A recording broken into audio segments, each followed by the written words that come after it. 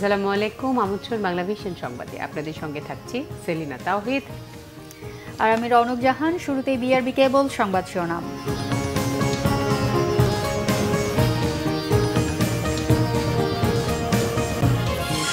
স্বরাষ্ট্র মন্ত্রণালয় পরিদর্শনে সন্ত্রাস, মাদক ও দুর্নীতি নির্মূলের নির্দেশ প্রধানমন্ত্রীর। যানজট নিরসনে কার্যকর পদক্ষেপ নেওয়ার তাগিদ।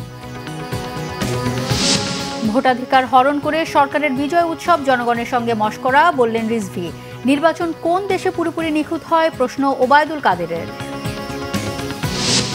এসএসসি ও সমমানের পরীক্ষার জন্য ২৭ জানুয়ারি থেকে ১ মাস বন্ধ থাকবে সব কোচিং সেন্টার, জানিয়েছেন শিক্ষামন্ত্রী। গুজব প্রতিরোধে কঠোর নজরদারির ঘোষণা। হোলি আর্টিজান মামলার আসামি রিপন গাজীপুরে গ্রেফতার। উত্তরবঙ্গে জঙ্গিদের আবারও সংগঠিত হওয়ার চেষ্টা রুখতে তৎপর আইনশৃঙ্খলা বাহিনী। নোয়াখালীতে গৃহবধূকে গণধর্ষণের দায় স্বীকার প্রধান আসামির। ছাত্রদল নেতাকে ফাঁসানোর অভিযোগ খোদ ধর্ষিতার।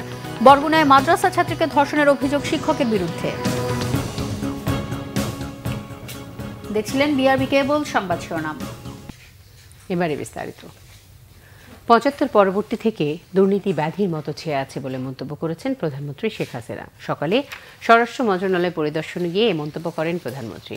দেশকে সন্ত্রাস, জঙ্গিবাদ, মাদক, ঘুষ ও দুর্নীতিমুক্ত করতে স্বরাষ্ট্র মন্ত্রণালয়কে নির্দেশ দেন শেখ হাসিনা। টানা তৃতীয় মেয়াদে সরকার প্রধান হয়ে সচিবালয় নিয়মিত পরিদর্শনের অংশ হিসেবে রবিবার স্বরাষ্ট্র মন্ত্রণালয়ে অফিস করতে এলে লাল গালিচায় অভ্যর্থনা দেয়া হয় প্রধানমন্ত্রী শেখ হাসিনাকে। এ সময় মন্ত্রী, সচিব সহ মন্ত্রণালয়ের কর্মচারীদের সাথে শুভেচ্ছা বিনিময় করেন প্রধানমন্ত্রী। সমাজ থেকে মাদক, সন্ত্রাস, জঙ্গিবাদ দূর করার পাশাপাশি ঘুষ দুর্নীতির বিরুদ্ধে কঠোর হুঁশিয়ারি দেন শেখ হাসিনা। তো দুর্নীতি একটা কালো ব্যাধির মতো সমাজে ছেয়ে আছে, কারণ যেখানে যে দেশেই মিলিটারি ডিক্টেটররা ক্ষমতা আসে তারা কিন্তু প্রথমেই সমাজটাকে এভাবে ধ্বংস করে দেয়, কারণ দুর্নীতিটাকেই তারা নীতি হিসেবে নেয় এবং সুযোগও সৃষ্টি করে দেয়। এই যে মানে ঋণ খেলাপি থেকে শুরু করে যা কিছু বাংলাদেশে আমরা দেখি, আমরা যদি দেখি তার গোড়াপত্তনটা কিন্তু ৭৫ পরে যারা ক্ষমতা এসছে তারাই সৃষ্টি করে গেছে। আমরা এই সমস্ত কালো ব্যাধি থেকে সমাজকে মুক্ত করা, তার জন্য যা যা করণীয় সেটা আমাদেরকে করতে হবে এবং এটা আমি মনে করি যে এখন একটা সময়ের প্রয়োজন, কারণ একটা দেশকে যদি আমরা উন্নত করতে চাই তাহলে এই সমস্ত মাদক, সন্ত্রাস, জঙ্গিবাদ এবং দুর্নীতির হাত থেকে দেশকে মুক্ত করতে হবে। সেদিকে লক্ষ্য রেখেই আমি মনে করি এই মন্ত্রণালয়ের যারা কাজ করে সকলকে সেদিকে বিশেষভাবে দৃষ্টি দিতে হবে। যানজট নিরসনে স্বরাষ্ট্র মন্ত্রণালয়কে নির্দেশনা দিয়ে দুর্ঘটনা ঠেকাতে জনসচেতনতা বাড়ানোর জোর দেন প্রধানমন্ত্রী। ট্রাফিক জ্যাম একটা বিরাট সমস্যা, আমাদের তো কোনো সন্দেহ নাই, কিন্তু এখানে আমি যেটা লক্ষ্য করি যে ট্রাফিক জ্যামের জন্য বা অ্যাক্সিডেন্ট হওয়ার জন্য যারা আমাদের রাস্তায় চলাচল করে তারাও যেমন দায়ী, চালকরাও দায়ী, সকলের মাঝে। এখানে কেন জানি না আমাদের দেশের মানুষ নিজের নিরাপত্তাটা কেন বোঝে না। আর উন্নত দেশ হিসেবে প্রতিষ্ঠা করতে গেলে খুব স্বাভাবিক মানুষের জীবনের নিরাপত্তা বিধান করা এবং আমাদের উন্নয়ন প্রকল্পগুলি যথাযথভাবে কার্যকর হয় তার ব্যবস্থা করা, এটা একান্তভাবে প্রয়োজন। কাজে সেদিকে আমাদের বিশেষভাবে দৃষ্টি দিয়ে একটা শান্তি নিরাপত্তা ব্যবস্থা নিতে হবে, এটা আমাদের খেয়াল রাখা দরকার। স্বরাষ্ট্র মন্ত্রণালয়কে পরিকল্পনা মাফিক চাহিদাপত্র তৈরি করার পরামর্শ দিয়ে উপজেলা পর্যায়ে সরকারি কর্মকর্তাদের আবাসন সংকট নিরসন করারও ঘোষণা দেন প্রধানমন্ত্রী শেখ হাসিনা। সানজিদ আহমেদ, বাংলাভিশন, ঢাকা। ভোটাধিকার বঞ্চিত করে বিজয় উৎসব করে ক্ষমতাসীনরা জনগণের সঙ্গে মশকরা করেছে বলে মন্তব্য করেছেন বিএনপির সিনিয়র যুগ্ম মহাসচিব রুহুল কবির রিজভী। নয়াপল্টন কেন্দ্রীয় কার্যালয়ে সংবাদ সম্মেলনে তিনি এই মন্তব্য করেন। রিজভী বলেন, মিথ্যা জয়ের আনন্দের আতিশয্যে ক্ষমতাসীনদের বিভৎস রূপ দেখে জনগণ ভীত সন্ত্রস্ত। ধানের শীষের ভোট দেওয়ার অপরাধে নোয়াখালীর সুবর্ণচরে নির্যাতিতা পারুল বেগমের আহাজারি থামতে না থামতেই কবিরহাটে কারাবন্দী যুবদল নেতার ঘরে ঢুকে সন্তানদের জিম্মি করে তার স্ত্রীকে গণধর্ষণ করেছে যুবলীগের সন্ত্রাসীরা। অবিলম্বে যুবলীগের সন্ত্রাসীদের গ্রেপ্তার করে শাস্তির দাবি জানান তিনি। বলেন, ৩০ ডিসেম্বর নির্বাচনের আগের রাতে ভোট ডাকাতির পর সেই ভুয়া নির্বাচনকে জায়েজ করতে চরম হাস্যকর তৎপরতায় নেমেছে সরকার। জনগণের কোটি কোটি টাকা শ্রাদ্ধ করে তথাকথিত বিজয় উৎসব উদযাপন করেছে বলে মন্তব্য করেন রুহুল কবির রিজভী। যখন মহাভোট ডাকাতিতে ভোটাধিকার হারা জনগণ ব্যথিত, বিমর্ষ ও বাক্যহারা, তখন জনগণকে কৃতজ্ঞতা ধন্যবাদ জানানো প্রধানমন্ত্রীর এটা নিষ্ঠুর রসিকতা ছাড়া আর কিছুই নয়। জনগণ মনে করে ভুয়া ভোটের সরকারের প্রধানমন্ত্রীর কৃতজ্ঞতা জানানো উচিত আইন শৃঙ্খলা বাহিনীকে, কারণ ভোটের আগের দিন রাতেই তারা অত্যন্ত নিষ্ঠার সাথে রাতভর ব্যালট বাক্সে নৌকা মার্কায় সিল দেয়া ব্যালট পেপার ভরিয়ে দিয়েছে। এই ঐতিহাসিক সরওয়ার্দী উদ্যান গতকাল গণতন্ত্র হত্যার উৎসবে পরিণত করা হলো। জনগণের পকেট কাটা টাকায় বর্ণাঢ্য র্যালি ছিল রাষ্ট্রের মালিক জনগণের সাথে আরেকটি অবজ্ঞা ভরা মশকরা। আওয়ামী লীগ সাধারণ সম্পাদক ওবায়দুল কাদের বলেছেন, বিএনপিতে সরকারের দালাল হিসেবে অভিযুক্ত দলটির মহাসচিব মির্জা ফখরুল। এই অপবাদ দূর করতেই বেশি বেশি সরকার বিরোধী বক্তব্য দিচ্ছেন তিনি। কোনো দেশে কি নির্বাচন পুরোপুরি নিখুঁত হয়? এমন প্রশ্ন রেখে ওবায়দুল কাদের আবারও বলেন, নির্বাচন নিয়ে এখন আর সংলাপের কোনো প্রয়োজন নেই। রবিবার সকালে সেতু বিভাগের কর্মকর্তা ও বাস্তবায়নাধীন প্রকল্প প্রধানদের সাথে মতবিনিময় করেন সড়ক পরিবহন ও সেতুমন্ত্রী ওবায়দুল কাদের। জানান, স্বপ্নের পদ্মা সেতুর কাজের অগ্রগতি 63%। কর্ণফুলী নদীতে টানেল নির্মাণের কাজ এগিয়েছে 30%। মেগা প্রকল্পগুলোর অগ্রগতি ধরে রাখার পাশাপাশি স্বচ্ছতা নিশ্চিতের পরামর্শ দেন তিনি। হুঁশিয়ার করেন দুর্নীতির বিরুদ্ধে। নির্বাচন নিয়ে জাতিসংঘ মহাসচিবের মন্তব্যেরও জবাব দেন আওয়ামী লীগ সাধারণ সম্পাদক। নিখুঁত ছিল না। আমি বলছি, নিখুঁত কোন দেশে নির্বাচন হয়েছে? কে বলতে পারবে আমার নির্বাচন একেবারে নিখুঁত? সদ্য সমাপ্ত নির্বাচন নিয়ে সংলাপের কথা জাতিসংঘ বলেন।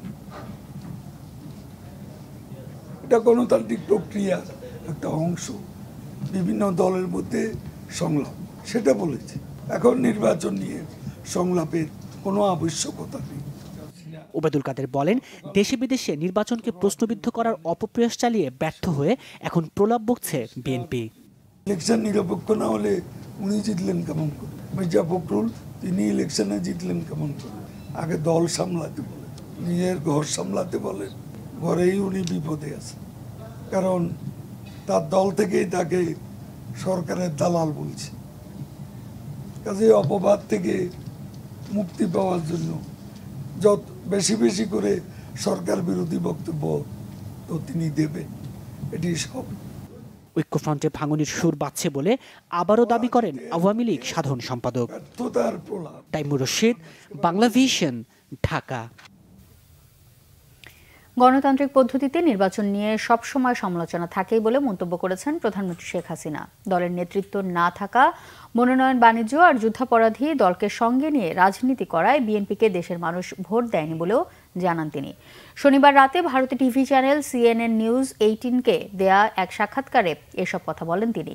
প্রধানমন্ত্রী আরও বলেন, দক্ষিণ এশিয়ায় আওয়ামী লীগ অন্যতম দল যারা টানা তৃতীয়বারের মতো ক্ষমতায় আসলো, যার অন্যতম কারণ ক্ষমতায় থেকে গত 10 বছরে আওয়ামী লীগ জনগণকে দেয়া সকল প্রতিশ্রুতি বাস্তবায়ন করেছে। নতুন মেয়াদে দল মত নির্বিশেষে সবার জীবনমান উন্নয়নে কাজ করার কথাও জানান প্রধানমন্ত্রী Sheikh Hasina. If anybody can achieve or establish people's confidence, then this question of incumbency is not arise. Now, our people, they accepted us. Our people are very much alert about it, about their adult franchise, about the voting right, democratic right. SSC ও সমমানের পরীক্ষার জন্য 27 জানুয়ারি থেকে 27 ফেব্রুয়ারি পর্যন্ত সব coaching centre বন্ধ থাকবে বলে জানিয়েছেন শিক্ষামন্ত্রী ডক্টর দীপু মনি। সচিবালয়ে মনিটরিং ও আইন শৃঙ্খলা কমিটির সভা শেষে তিনি এ তথ্য জানান। মন্ত্রী বলেন, প্রশ্ন ফাঁস রোধে বিশেষ ব্যবস্থায় অ্যালুমিনিয়াম ফয়েল প্যাকেটে প্রশ্নপত্র সরবরাহ করা হবে। এছাড়া গুজব প্রতিরোধে থাকবে কঠোর নজরদারি। 2 ফেব্রুয়ারি থেকে দেশে একযোগে শুরু হবে এসএসসি ও সমমানের পরীক্ষা। সুষ্ঠু, নকলমুক্ত ও ইতিবাচক পরিবেশে পরীক্ষা আয়োজনে রবিবার বিকালে সচিবালয়ে মনিটরিং ও আইন শৃঙ্খলা কমিটির বৈঠক অনুষ্ঠিত হয়। বৈঠক শেষে শিক্ষামন্ত্রী বলেন, পরীক্ষার সময় যেন কোনো বিশৃঙ্খলা তৈরি না হয় সে ব্যাপারে সব ধরনের পদক্ষেপ নেওয়া হয়েছে। নিরাপত্তার যে খামে করে প্রশ্ন যেত, সেই খামও এবার অ্যালুমিনিয়াম ফয়েল দিয়ে বিশেষ খাম তৈরি করে সেটি দেওয়া হচ্ছে, যেটি নিশ্চিত করবে যে এই খামটি একেবারেই কখনোই খোলা হয়নি। পরীক্ষার হলে যখন খুলবার কথা তার আগে খোলা হয়নি, সেটি নিশ্চিত করবে। তার পাশাপাশি পরীক্ষা কেন্দ্রের চারপাশে আমরা 144 ধারা জারি করার, যেখানে একেবারে পুরোপুরি সম্ভব, যতখানি সম্ভব, যতদূর সম্ভব আমরা সেটি করব। প্রশ্নপত্র ফাঁসকারী বা গুজব রটনাকারী যদি কেউ থাকে, কোনোভাবে যদি এটি শনাক্ত হয়, তাদের বিরুদ্ধে আমরা কঠোর ব্যবস্থা আমরা গ্রহণ করব। এবং ইতোমধ্যেই কিন্তু তীক্ষ্ণ গোয়েন্দা নজরদারি শুরু হয়ে গেছে। এক প্রশ্নের জবাবে শিক্ষামন্ত্রী জানান, গতবারের মতো পরীক্ষার 1 সপ্তাহ আগে থেকেই বন্ধ করা হবে কোচিং সেন্টারের কার্যক্রম। কোচিং সেন্টারের ব্যাপারে গত বছরে যে সিদ্ধান্ত ছিল যে পরীক্ষা শুরুর 1 সপ্তাহ আগে থেকে পরীক্ষা শেষ হওয়ার দিন পর্যন্ত কোচিং সেন্টারগুলো বন্ধ থাকবে, আর ঠিক সেই হিসেবেই এবারও 27শে জানুয়ারি থেকে 27শে ফেব্রুয়ারি পর্যন্ত কোচিং সেন্টারগুলো বন্ধ থাকবে। প্রশ্নপত্রের সন্ধানে শিক্ষার্থী ও অভিভাবকরা যেন সময় নষ্ট না করেন সে আহ্বানও জানান শিক্ষামন্ত্রী। সেগুলোর Rishan Nasrullah, Bangla vision, Dhaka. Holey Artisan মামলার পলাতক আসামি জেএমবির সুরা সদস্য মামুনুর রশিদ রিপনকে 5 দিনের রিমান্ডে নিয়েছে পুলিশ। শনিবার রাতে গাজীপুর জেলার বোটবাজার এলাকায় একটি যাত্রীবাহী বাসে অভিযান চালিয়ে তাকে গ্রেফতার করে র্যাব। সংবাদ সম্মেলনে র্যাবের গণমাধ্যম শাখার পরিচালক কমান্ডার মুফতি মাহমুদ জানান, হোলি আর্টিজানে হামলার অর্থ, অস্ত্র ও বিস্ফোরক সরবরাহ করেছিল রিপন। হামলা পরিচালনায় জঙ্গি সারোয়ার জাহানের কাছে রিপন 49 লাখ টাকা দিয়েছিল বলেও জানানো হয় সংবাদ সম্মেলনে। এসব টাকা ছিনতাই করে এবং বিভিন্ন ব্যক্তির কাছ থেকে সংগ্রহ করেছিল রিপন। হোলি আর্টিজানে হামলার পর পার্শ্ববর্তী একটি দেশে রিপন পালিয়ে যায়। 2018 সালে নতুনভাবে দলকে সংগঠিত করতে দেশে আসে বলেও জানান কমান্ডার মুফতি মাহমুদ। জেএমবির পলাতক ও আত্মগোপনে থাকা সদস্যদের একত্রিত করে জেএমবিকে শক্তিশালী করাই ছিল রিপনের লক্ষ্য। হোলি আর্টিজানে হামলা ছাড়াও রিপন উত্তরবঙ্গের বেশ কয়েকটি হামলায় সরাসরি জড়িত ছিল বলে দাবি র্যাবের। এদিকে উত্তরাঞ্চলে আবারও সংগঠিত হচ্ছে জঙ্গি সংগঠনগুলো। নতুন কৌশলে সাংগঠনিক কার্যক্রম পরিচালনায় নেমেছে তারা। নজরদারিতে রাখা হয়েছে রংপুর বিভাগের 47টি চর। বেকারত্ব ঘোচানো ও প্রশাসনের কঠোর নজরদারিতে উত্তরাঞ্চল জঙ্গিমুক্ত হতে পারে বলে মনে করেন বিশেষজ্ঞরা।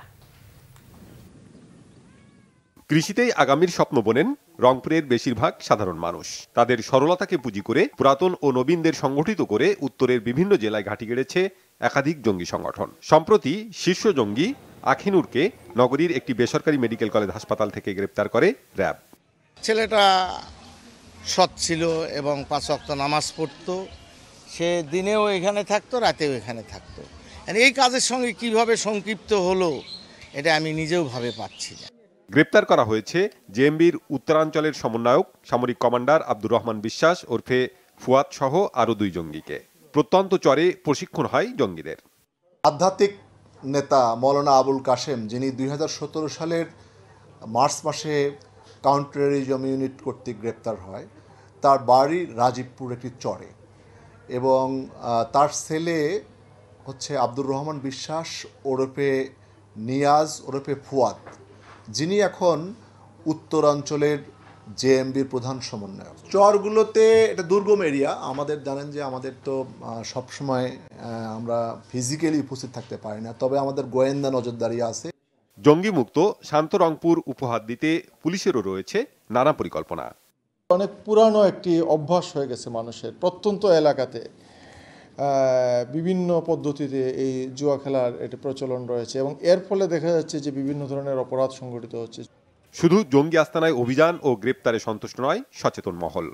গত 10 বছরে এই সরকারের আমলে অনেক উন্নয়ন হয়েছে, কিন্তু এই উন্নয়নটা শুধু শহর কেন্দ্রিক হয়েছে, কিন্তু গ্রাম পর্যায়ে সেই উন্নয়নের ছোঁয়াটা সেভাবে লাগেনি। এবং আমরা লক্ষ্য করেছি যে অনেক শিক্ষিত বেকার ছেলেপেলে যখন কোনো চাকরি পাচ্ছে না, এই জঙ্গিবাদের যারা পৃষ্ঠপোষক তাদের অনেক আর্থিক প্রতিষ্ঠান রয়েছে, যারা সে আর্থিক প্রতিষ্ঠানে তাদেরকে নিয়োগ দিয়ে বা তাদেরকে চাকরি দিচ্ছে, এবং তারা দেখছে তাদের একটা জীবন জীবিকা নির্বাহের জন্য একটা পথ সৃষ্টি হচ্ছে, এবং সে কারণে তারা উৎসাহিত হয়ে তারা নিজেরা যাচ্ছে, তাদের বন্ধুবান্ধবকে সেখানে তারা যুক্ত করছে। গত বছরের আগস্ট থেকে এ পর্যন্ত রংপুর, দিনাজপুর, লালমনিরহাট ও কুড়িগ্রাম থেকে জেএমবি, আল্লাহর দল ও আনসারুল্লাহ বাংলা টিমের 33 জঙ্গিকে গ্রেপ্তার করেছে RAB. Bangla Vision, news desk. ধর্মীয় অনুভূতিতে আঘাত ও জাতিগত বিভেদ সৃষ্টির অভিযোগের মামলায় বিএনপি চেয়ারপারসন বেগম খালেদা জিয়ার বিরুদ্ধে গ্রেফতারি পরোয়ানা জারি করেছেন চিফ মেট্রোপলিটন ম্যাজিস্ট্রেট আদালত। মেট্রোপলিটন ম্যাজিস্ট্রেট জসিমউদ্দিন গ্রেফতারি পরোয়ানা জারি করে আগামী 18 ফেব্রুয়ারি প্রতিবেদনে জমা দেওয়ার নির্দেশ দিয়েছেন। 2014 সালে বাংলাদেশ জননেত্রী পরিষদের সভাপতি এবি সিদ্দিকী এই মামলাটি দায়ের করেন। মামলার অভিযোগে বলা হয়, খালেদা জিয়া 2014 সালের 14 অক্টোবর ইঞ্জিনিয়ার্স ইনস্টিটিউটে সনাতন ধর্মাবলম্বীদের সঙ্গে শুভেচ্ছা বিনিময়ের সময় বলেছিলেন, আওয়ামী লীগ ধর্ম নিরপেক্ষতার মুখোশ পরে রয়েছে। আসলে দলটি ধর্মহীনতায় বিশ্বাসী। আওয়ামী লীগের কাছে কোনো ধর্মের মানুষ নিরাপদ নয় বলেও মামলায় অভিযোগ করা হয়েছে। এতে আরও বলা হয়, খালেদা জিয়ার এসব বক্তব্য যেমন ধর্মীয় অনুভূতিতে আঘাত করেছে, তেমনি হিন্দু ও মুসলমানদের মধ্যে শ্রেণীগত বিভেদও সৃষ্টি করেছে। মামলার তদন্ত কর্মকর্তা শাহবাগ থানার ওসি তদন্ত জাফর আলী বিশ্বাস গত বছরের 30 জুন খালেদা জিয়ার বিরুদ্ধে প্রতিবেদন দাখিল করেন। বরগুনায় এক মাদ্রাসা ছাত্রীকে ধর্ষণের অভিযোগ উঠেছে মাদ্রাসা শিক্ষকের বিরুদ্ধে। মুমূর্ষু অবস্থায় ওই ছাত্রীকে হাসপাতালে ভর্তি করা হয়েছে। এদিকে নোয়াখালীর কবিরহাটে গৃহবধূ গণধর্ষণের ঘটনায় গ্রেফতার হওয়া আসামি আওয়ামী লীগ নেতা জাকির হোসেন আদালতে স্বীকারোক্তিমূলক জবানবন্দি দিয়েছে। এই ঘটনায় ওয়ার্ড ছাত্রদল সভাপতি সহ শনিবার রাতে গ্রেফতার 3 জনকে ফাঁসানোর অভিযোগ করেছেন খোদ ধর্ষিতা। বরগুনা সদর উপজেলার একটি দাখিল মাদ্রাসায় 8ম শ্রেণীতে পড়াশোনা করে 2 বোন। রবিবার দুপুর 12টার দিকে ক্লাস চলাকালে শারীরিক শিক্ষা বিভাগের শিক্ষক সাইফুল গাইড বই দেওয়ার কথা বলে মাদ্রাসার পাশে তাঁর বাড়িতে নিয়ে যায় এক বোনকে। বাড়ির 2য় তলায় ছাত্রীকে ধর্ষণ করে শিক্ষক সাইফুল। এদিকে বোনকে ক্লাসে না দেখে খুঁজতে শুরু করে অপর বোন। এ সময় কান্নার শব্দ শুনে শিক্ষকের বাড়িতে গিয়ে বোনকে রক্তাক্ত অবস্থায় দেখতে পায়। পরে স্থানীয়রা ওই ছাত্রীকে উদ্ধার করে হাসপাতালে নিয়ে যায়।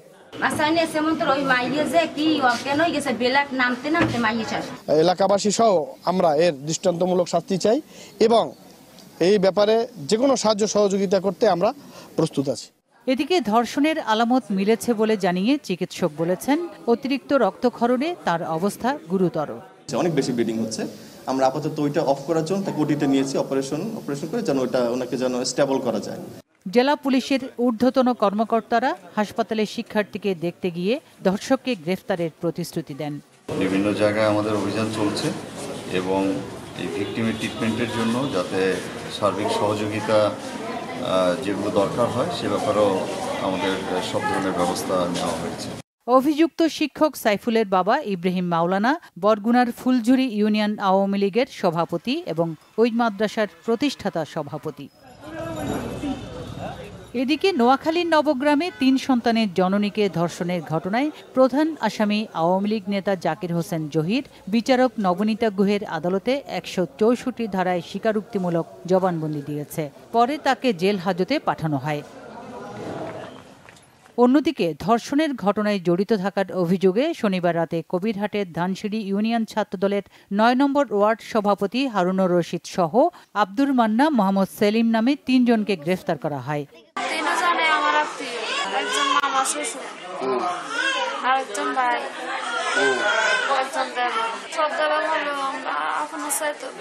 আমি যত মুখোশ করুক বা গা বাঁধি যেভাবে আসুক না, আমি চিনব। ওদের গলায় চিনব, ওদের হাঁটা চলায় আমি চিনব। আমি কারণ চিনি, শুধু জহিরকে দেখছি।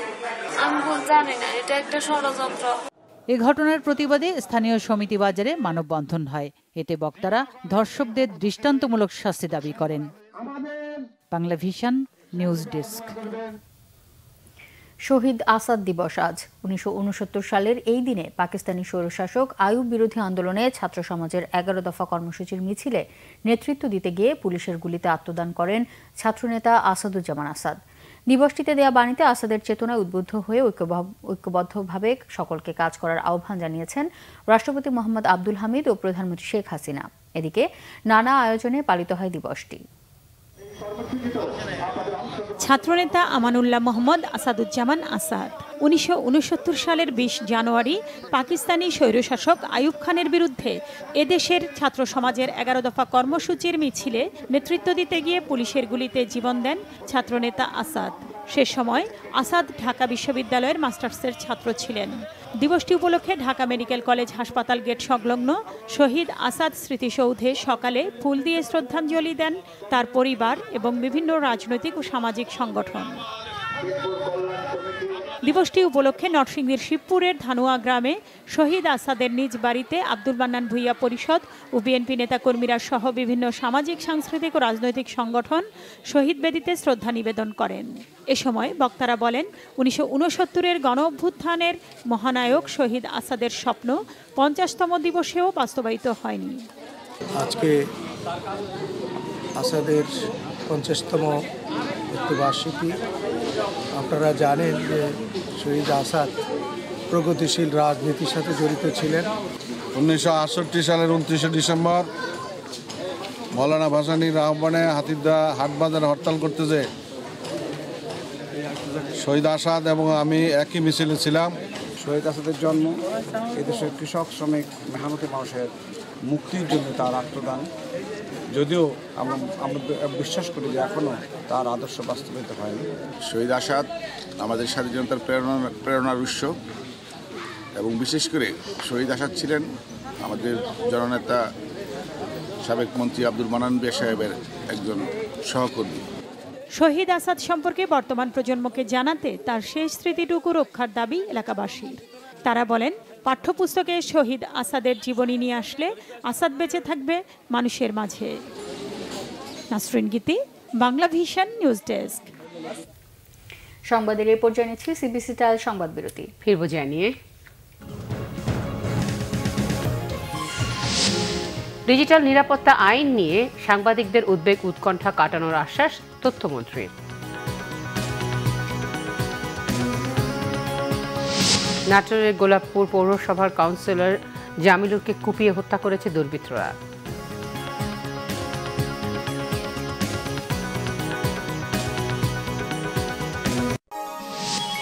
আপনারা দেখছেন বাংলা ভিশন সংবাদ। স্বাগত আরেকবার বাংলা ভিশন সংবাদে। ডিজিটাল নিরাপত্তা আইন নিয়ে সাংবাদিকদের উদ্বেগ উৎকণ্ঠা কাটানোর আশ্বাস দিয়েছেন তথ্যমন্ত্রী doctor Hasan Mahmud. Dhaka reporters unity DRU-তে মিট দ্য প্রেস অনুষ্ঠানে তিনি আশ্বাস দেন। তথ্যমন্ত্রী বলেন, বর্তমান সরকার স্বাধীন গণমাধ্যমে বিশ্বাসী। গণমাধ্যমের স্বাধীনতা নিশ্চিতে সব ধরনের সহযোগিতার আশ্বাস দিয়ে হাসান মাহমুদ বলেন, সাগরনী হত্যা তদন্ত কাজের অগ্রগতি পর্যালোচনা করে কার্যকর ব্যবস্থা নেওয়া হবে। এ ব্যাপারে মামলা সংশ্লিষ্ট সবার সাথে আলোচনা করা হবে বলেও জানান তিনি। এক প্রশ্নের জবাবে তথ্যমন্ত্রী বলেন, দলে অনৈক্য এবং অবিশ্বাসের কারণেই বিএনপির রাজনৈতিক বিপর্যয় ঘটেছে। সাধারণ মানুষকে সাথে না নিয়ে তাদেরকে নিজেদের প্রতিপক্ষ বানিয়েছে বিএনপি। তাই জনগণ দলটিকে প্রত্যাখ্যান করেছে বলে মনে করেন ডক্টর হাসান মাহমুদ।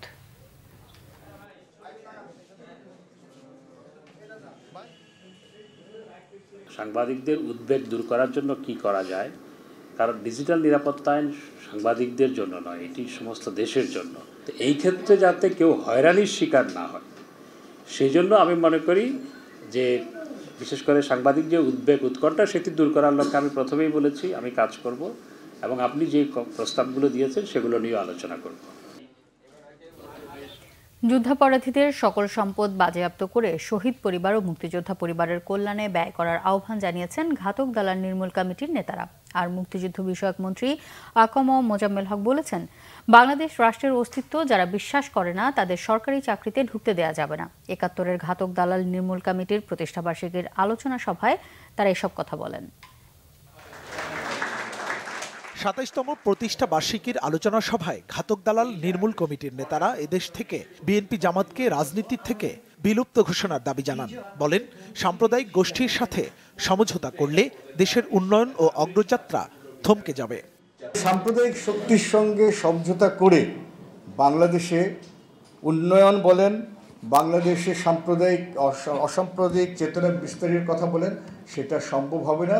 তার উদাহরণ আমরা কয়েকদিন আগেই পত্রপত্রিকায় দেখেছি। এই দেশ থেকে যারা নাকি স্বাধীন করেছে, স্বাধীন করতে সাহায্য করেছে, তাদেরকে সামনে আনুন। স্বাধীনতা বিরোধীদেরকে দেশ থেকে বের করে দেন।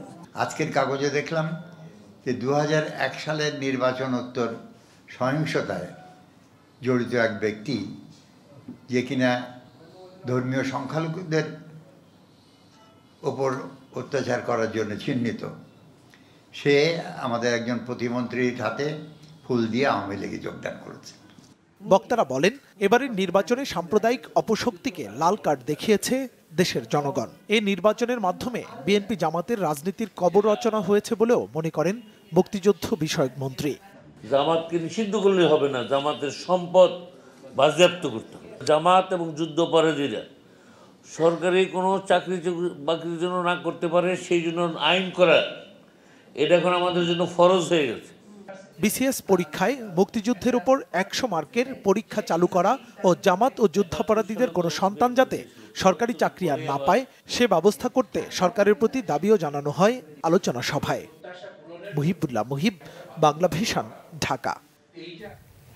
রাজধানী খাবার হোটেলগুলো কতটুকু পরিষ্কার পরিচ্ছন্ন, তাদের খাবার কতটুকু স্বাস্থ্যসম্মত কিংবা অস্বাস্থ্যকর তা চিহ্নিত করতে যাচ্ছে সরকার। এর অংশ হিসেবে হোটেলগুলোর মান অনুযায়ী গ্রেডিংয়ের কাজ শুরু হচ্ছে। সকালে রাজধানীর একটি হোটেলে নিরাপদ খাদ্য কর্তৃপক্ষের এই কার্যক্রমের উদ্বোধন করে খাদ্যমন্ত্রী সাধন চন্দ্র মজুমদার। অনুষ্ঠানে জানানো হয়, মান বিবেচনায় 4টি গ্রেডিং করা হবে। এর মধ্যে যেসব হোটেলের খাবার নিরাপদ তাদেরকে দেওয়া হবে সবুজ স্টিকার, আর কমলা স্টিকার যুক্ত হোটেলগুলোর খাবার অনিরাপদ। হোটেলের দৃশ্যমান কোনো স্থানে এই স্টিকার লাগানো থাকবে, যা দেখে ভোক্তারা হোটেলের খাবার কোন পর্যায়ে তা নির্ধারণ করতে পারবেন। যেসব হোটেলের মান ভালো না, 1 মাসের মধ্যে সেগুলোর পরিবেশ উন্নত করতে না পারলে তাদের লাইসেন্স বন্ধ করে দেওয়া হবে। পরে খাদ্যমন্ত্রী জানান, যেসব হোটেল পরিষ্কার পরিচ্ছন্ন ও মানসম্মত খাবার পরিবেশন করতে ব্যর্থ হবে সেগুলোর বিরুদ্ধে ব্যবস্থা নেওয়া হবে। নাটোরের লালপুরে গোপালপুর পৌরসভার কাউন্সিলর জামিলুরকে কুপিয়ে হত্যা করেছে দুর্বৃত্তরা। পুলিশ জানায়, দুপুরে পৌরসভার বীরপাড়া মহল্লায় বাড়ির সামনে তাকে কুপিয়ে পালিয়ে যায় দুর্বৃত্তরা। পরে তাকে উদ্ধার করে উপজেলা স্বাস্থ্য কমপ্লেক্সে নেওয়া হলে চিকিৎসক মৃত ঘোষণা করেন। কেন, কারা এই হত্যাকাণ্ড ঘটিয়েছে তা নিশ্চিত করতে পারেনি পুলিশ। নিহত জামিলুর রহমান গোপালপুর পৌরসভার 9 নং ওয়ার্ডের বর্তমান কাউন্সিলর। ব্রাহ্মণবাড়িয়ার সীমান্ত দিয়ে 31 রোহিঙ্গাকে বাংলাদেশে পাঠানোর চেষ্টা করছে ভারতীয় সীমান্তরক্ষী বাহিনী বিএসএফ। বাংলাদেশ ভারত সীমান্তের 2029 নং পিলারের কাছে ব্রাহ্মণবাড়িয়া কসবা উপজেলার কাজিয়াতলী সীমান্ত রেখায় অবস্থান করছে তারা। গোপীনাথপুর ইউনিয়ন পরিষদের চেয়ারম্যান মান্নান জাহাঙ্গীর জানিয়েছেন, শুক্রবার রাত থেকে কসবা কাজিয়াতলী সীমান্তের কাঁটাতারের বেড়াই গেট দিয়ে 31 জন রোহিঙ্গাকে বাংলাদেশে পাঠানোর চেষ্টা করছে বিএসএফ। রোহিঙ্গাদের মধ্যে 6 জন নারী, 8 জন পুরুষ এবং 17 জন শিশু রয়েছে। তারা দুদেশের শূন্য রেখায় খোলা আকাশের নিচে অবস্থান করছে। এই ঘটনার সতর্ক অবস্থানে রয়েছে বর্ডার গার্ড বাংলাদেশ, বিজিবি। এই বিষয়ে 25 বিজিবি ব্যাটালিয়নের উপ অধিনায়ক মেজর মোহাম্মদ শফিক জানান, এই বিষয়ে বিএসএফ ও বিজিবির মধ্যে একাধিক পতাকা বৈঠকেরও কোনো সমাধানে পৌঁছতে পারেনি দুপক্ষ। চাঁদপুরের মেঘনা নদীতে এক ব্যক্তির লাশ উদ্ধার করা হয়েছে। উদ্ধার করা মৃতদেহ মুন্সিগঞ্জে ডুবে যাওয়া ট্রলারের হতে পারে বলে ধারণা করছে স্থানীয় প্রশাসন। দুপুরে 7 নলে মেঘনা নদীর তীর থেকে লাশটি উদ্ধার করা হয়। মরদেহটি মুন্সিগঞ্জে ডুবে যাওয়া ট্রলারের কিনা তা পুরোপুরি নিশ্চিত হওয়া যায়নি। এদিকে ওই ট্রলারে থাকা নিখোঁজদের উদ্ধারে সকাল থেকে চাঁদপুরের মেঘনা নদী অংশে অভিযান শুরু হয়েছে। নৌবাহিনী, কোস্টগার্ড, নৌ পুলিশ ও বিআইডব্লিউটিও উদ্ধার কাজে অংশ নেয়। 15 জানুয়ারি মুন্সিগঞ্জে মেঘনা নদীতে মালবাহী জাহাজের সাথে ধাক্কা লেগে মাটি বোঝাই একটি ট্রলার ডুবে যায়। এ ঘটনায় এখনও 20 জন শ্রমিক নিখোঁজ রয়েছে। বাস চাপায় নিহত আনোয়ার খান মেডিকেল কলেজের 5ম বর্ষের শিক্ষার্থী আফসানা ইলিয়াস ইতির ঘাতক চালকের শাস্তির দাবিতে মানববন্ধন করেছেন সহপাঠীরা। দুপুর 12টার দিকে ধানমন্ডিতে মানববন্ধন অনুষ্ঠিত হয়। এ সময় শিক্ষকরা জানান, চালকদের বেপরোয়া গতির কারণে প্রতিনিয়ত প্রাণ হারাচ্ছে সাধারণ মানুষ। আইনের কঠোর প্রয়োগের কথা বলেন শিক্ষকরা। ইতির সহপাঠীরা জানান, অপরাধীদের শাস্তির আওতায় আনতে না পারায় প্রতিনিয়ত বেপরোয়া হচ্ছে চালকরা। দ্রুত এ ব্যাপারে কার্যকরী পদক্ষেপের আশা করছে শিক্ষার্থীরা। শনিবার ক্লাস শেষে বাসায় ফেরার পথে মালিবাগে চলন্ত বাস থেকে পড়ে গিয়ে নিহত হন আনোয়ার খান মেডিকেল কলেজের 5ম বর্ষের শিক্ষার্থী আফসানা ইলিয়াস ইতি।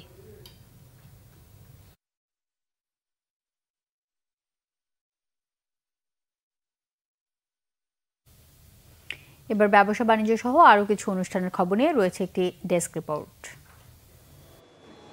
ইউনিভার্সাল মেডিকেল কলেজ হাসপাতাল ও paediatric and neonatal critical care learning গ্রুপের যৌথ আয়োজনে বৈজ্ঞানিক কর্মশালা অনুষ্ঠিত হয়েছে। রবিবার মেডিকেল কলেজের লেকচার গ্যালারিতে 2 দিনের কর্মশালায় অংশ নেন সারা দেশ থেকে আগত মা ও শিশু বিষয়ক চিকিৎসকরা। অনুষ্ঠানে উপস্থিত ছিলেন ইউনিভার্সাল মেডিকেল কলেজের চেয়ারম্যান প্রীতি চক্রবর্তী, ব্যবস্থাপনা পরিচালক আশিস কুমার চক্রবর্তী সহ বিশেষজ্ঞ চিকিৎসকরা। নতুন বছর উপলক্ষে ঢাকা, চট্টগ্রাম ও সিলেটের আগোরা সুপার শপের সব আউটলেটে শুরু হয়েছে Fresh Agora new year carnival 2019 campaign. এর ফলে ভোক্তারা ডিসকাউন্টে পণ্য কিনতে পারবেন। ফ্রেশের brand ambassador cricketer Tamim Iqbal Gulshan আউটলেটে ক্যাম্পেইনের আনুষ্ঠানিক উদ্বোধন করেন। অনুষ্ঠানে মেঘনা গ্রুপের নির্বাহী পরিচালক Asif Iqbal, head of accounts SM Mujibur Rahman, Rahim Afroz, super স্টোরসের CEO ফারহাত M আহমেদ উপস্থিত ছিলেন। ঢাকার বিভিন্ন এলাকায় গরিব অসহায় মানুষের মাঝে শীতবস্ত্র বিতরণ করেছে BSRC বংশাল থানা শাখার নেতারা। এ সময় উপস্থিত ছিলেন BSRC বংশাল থানার সভাপতি হায়দার রিয়াজ খান, 35 নম্বর ওয়ার্ড কাউন্সিলর BSRC প্রধান উপদেষ্টা আবু সাইদ শাহেন, ওয়ার্ড সভাপতি আনোয়ার হোসেন, যুবলীগের সাধারণ সম্পাদক আশিকুর রহমান সহ অনেকে। রাজধানীর কমলাপুর রেল স্টেশন, হাতিরঝিল, ফার্মগেট, বাড্ডা সহ বিভিন্ন জায়গায় শীতবস্ত্র বিতরণ করা হয়।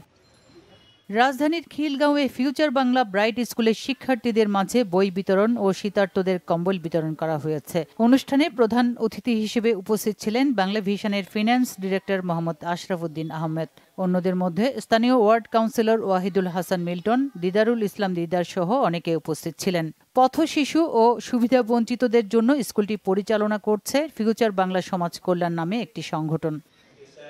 আন্তর্জাতিক সংস্থা জাইকার এনার্জি ইফিসিয়েন্সি এবং কনজারভেশন প্রমোশন ফিন্যান্সিং এর অধীনে Bangladesh infrastructure finance fund limited এবং MM ইস্পাহানি লিমিটেড 55 কোটি টাকা পর্যন্ত ঋণ সুবিধা চুক্তি স্বাক্ষর করেছে। চট্টগ্রামে একটি হোটেলে ইনফ্রাস্ট্রাকচার ফিন্যান্স ফান্ড লিমিটেডের নির্বাহী পরিচালক SM ফরমানুল ইসলাম এবং MM ইস্পাহানি লিমিটেডের চেয়ারম্যান সালমান ইস্পাহানি নিজ প্রতিষ্ঠানের পক্ষে চুক্তি স্বাক্ষর করেন।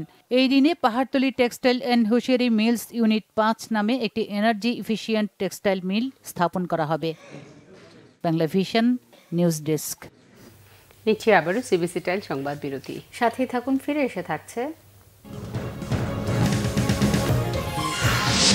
মিয়ানমারের রাখাইন রাজ্যে রোহিঙ্গা বিদ্রোহীদের হামলায় 6 সীমান্তরক্ষী আহত।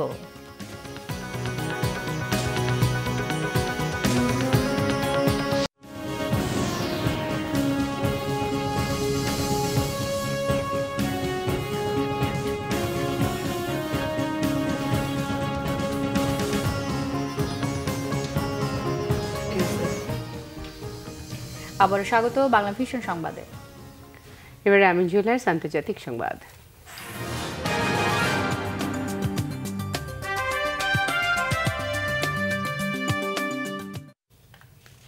মিয়ানমারের রাখাইন রাজ্যে রোহিঙ্গা বিদ্রোহীদের হামলায় আহত হয়েছে দেশটির 6 সীমান্তরক্ষী। রাখাইনে আবারও সহিংসতা ছড়িয়ে পড়ছে এমন আশঙ্কার মাঝে এই হামলা হলো। মিয়ানমারের সরকারি কর্তৃপক্ষ জানিয়েছে বুধবার রাখাইনে মংদু উপশহরের কেইন গ্রামে Arakan Rohingya salvation army Archer 10 জন সদস্য বিদ্রোহী হামলা চালায় দেশটির সীমান্তরক্ষীদের উপর। প্রাথমিকভাবে এই হামলার জন্য আরাকান আর্মি নামের আরেক সশস্ত্র গোষ্ঠীকে দায়ী করা হয়েছিল। পরে মিয়ানমার সীমান্তরক্ষী বাহিনী হামলার জন্য রোহিঙ্গা বিদ্রোহীদের দায়ী করে। গেল কয়েক সপ্তাহ ধরে আরাকান আর্মির যোদ্ধাদের সাথে মিয়ানমার নিরাপত্তা বাহিনীর সংঘর্ষ চলছে। স্বায়ত্তশাসনের দাবিতে গেল কয়েক দশক ধরেই লড়াই করে আসছে আরাকান আর্মি। অপরদিকে রোহিঙ্গা মুসলিমদের অধিকার আদায়ে লড়াই করে যাচ্ছে আরসা। চলতি বছরের প্রথম পূর্ণগ্রাস চন্দ্রগ্রহণ হবে আজ। তবে এবার একটু ভিন্নভাবে দেখা যাবে চাঁদ, যার নাম দেয়া হয়েছে রক্তিম নেকড়ে চাঁদ। অবশ্য সময়ের পার্থক্য থাকায় চন্দ্রগ্রহণ হবে বাংলাদেশ সময় সোমবার।